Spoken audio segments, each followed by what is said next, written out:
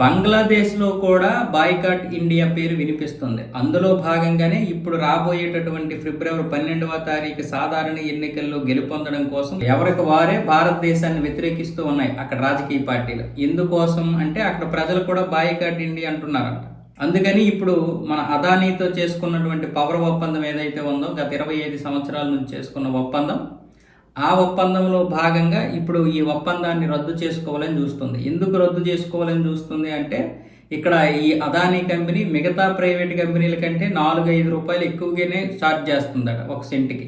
అలాగే మరొక విధంగా వాళ్ళకి కావలసినటువంటి విద్యుత్ కంటే 50% ఎక్కువ కొంటున్నారంట అదానీ దగ్గర. అది కూడా చాలా వేల డాలర్లు నష్టపోతున్నాం. అందువల్ల మేము ఈ ఒప్పందాన్ని అందుకే రద్దు చేసుకోవాలనుకుంటున్నాము అంటున్నారు. ఎందుకంటే రేపు ఫిబ్రవరి 12వ తారీఖున ఎన్నికల కోసం. ఇప్పుడు అదానీ పవర్ తప్ప వాళ్ళకి ఇంకోటి దిక్కు లేదు. కాకపోతే ఏంటంటే ఇప్పుడు చైనా పవర్ కోసం వీళ్ళు ప్రయత్నాలు చేస్తున్నారు.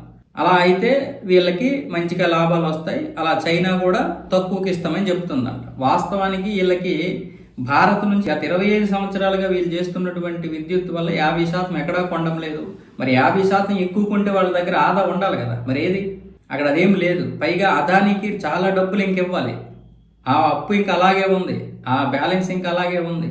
దానికి బదులు ఇప్పుడు ఏంటంటే ఎన్నికల్లో గెలవడం కోసం ఇప్పుడు అదానీ పేరు చెప్పి రద్దు చేస్తామంటున్నారు. వాస్తవానికి ఇలా రద్దు చేసేంత ఇది లేదు. ఇప్పుడు ఇప్పటికే అక్కడ మిల్లర్లందరూ కూడా భారతదేశం నుండి వస్తున్నటువంటి ఆ నూలు మాకు వద్దు, స్థానికులు నష్టపోతున్నారు కాబట్టి సుంకాలు విధించండి అన్నారు.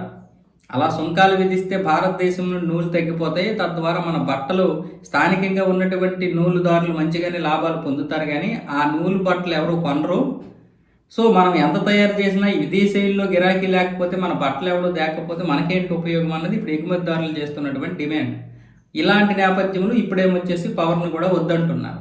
సో బంగ్లాదేశ్ వాళ్ళే బాయ్కాట్ ఇండియా అన్నప్పుడు మనం ఎందుకు అసలు ఇతర దేశాలను మనం ఇచ్చేయలేకపోతున్నాం?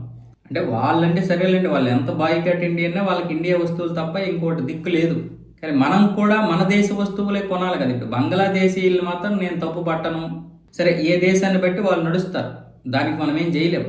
స్వదేశీ ఇదనేది తప్పదు. ఇంకా ఎవరికైనా సరే స్వదేశీ ఉత్పత్తులే కొనాలని అంటారు. మనం ఎలాగైతే కోరుకుంటున్నాం వాళ్ళు అలాగే కోరుకుంటున్నారు. కాకపోతే వాళ్ళు ఉగ్రవాద మనస్తత్వంతో ఉండి హిందువుల్ని చంపుతున్నారు అనేది మన బాధ.